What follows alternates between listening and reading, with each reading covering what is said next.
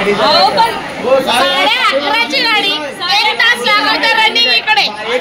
तासात गोडबंदर लागतो ट्रॅफिक पुढे लागते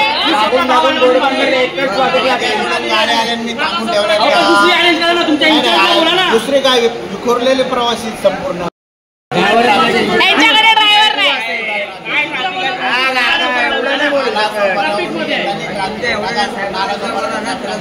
हा म्हणजे सकाळच्या 7च्या टायमिंगला बसच्या टायमिंगला जायचं काय नाही रात्रभर बसून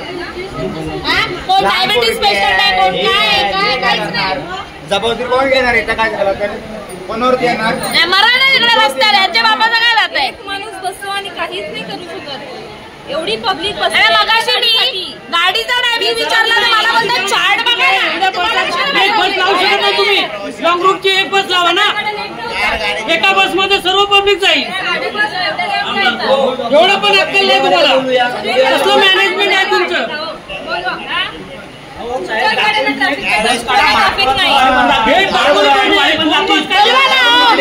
पोलिसांना बोलवा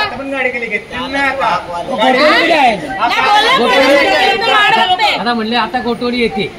मी 1 तास झाला ना आता ती पण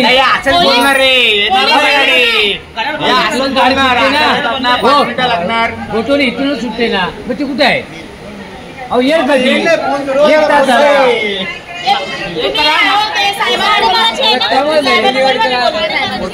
साडेबत्तीस बोलतोय मी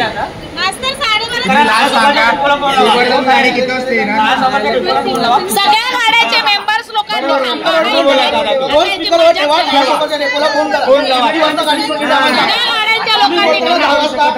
तुम्ही 10 वाजता बोलता ना गाडी सुटली आम्हाला फोन करून दाखवा ना तुम्ही माहिती गाडी टाइम शीटचा फोटो मागवा ना किती वाजता मी आई बोलतो दादर गाडी आली तुम्ही येड्यात काढतात सगळ्यांना गाडी सुटल्यावर लक्षात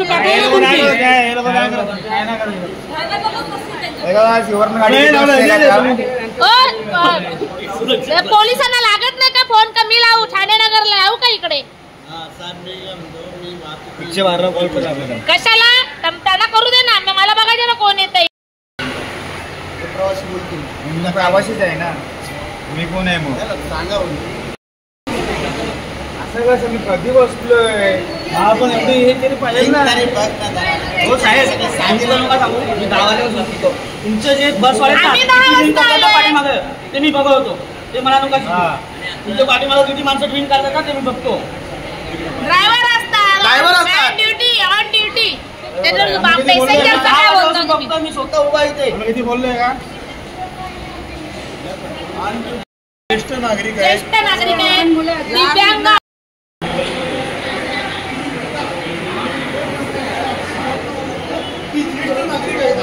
या ठिकाणी 50-55-60 वर्षाचे ज्येष्ठ नागरिक आहेत यांचा तरी विचार हे डेपो करेल आपण बघू शकतो की आपले या ठिकाणी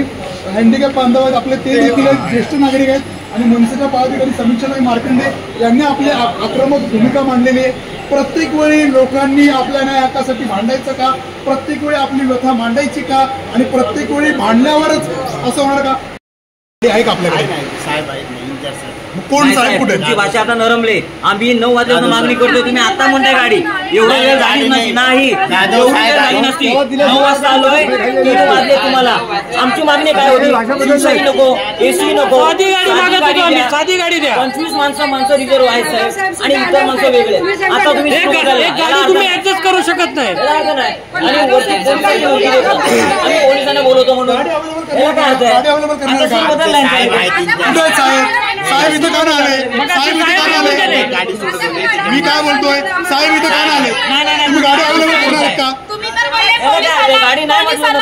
पोलीस स्टेशनला फोन करून तुम्ही गाडी देत नाही मग आता गाडी कशी काय अवेलेबल होते आता ड्रायव्हर आला म्हणजे प्रत्येक गोष्टीला वाचा करण्यासाठी भांडावं लागेल का भांडावं लागेल का नागरिकांना प्रत्येक सोयीसाठी माणसं आहेत लहान मुलं आहेत 4 तास भांडावं लागेल गाडी अवेलेबल करणार का साहेब